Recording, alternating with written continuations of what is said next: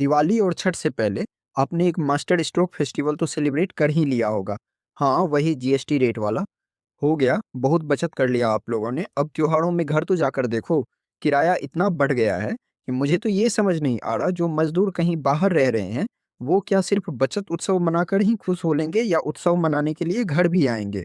3 से 4 गुना तक बसों का किराया बढ़ा हुआ है।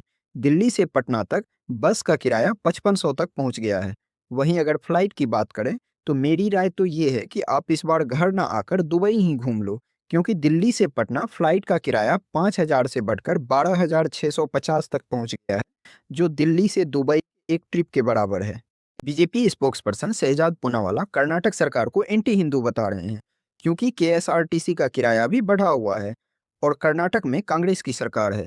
मेरा इनसे ये सवाल है कि चलो ठीक है, वो एंटी हिंदू हैं, आप तो हिंदू संरक्षक हो और सेंटर में आपकी सरकार है। दिल्ली में, बिहार में, उत्तर प्रदेश में भी आपकी ही सरकार है।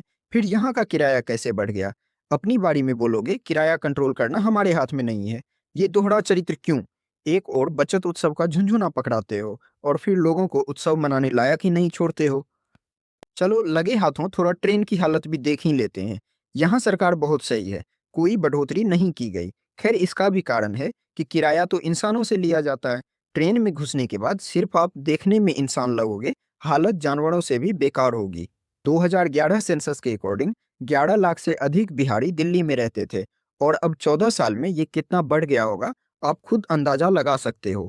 और इनके लिए ट्रेन कितनी है जो दिल्ली से पटना तक आती या जाती है?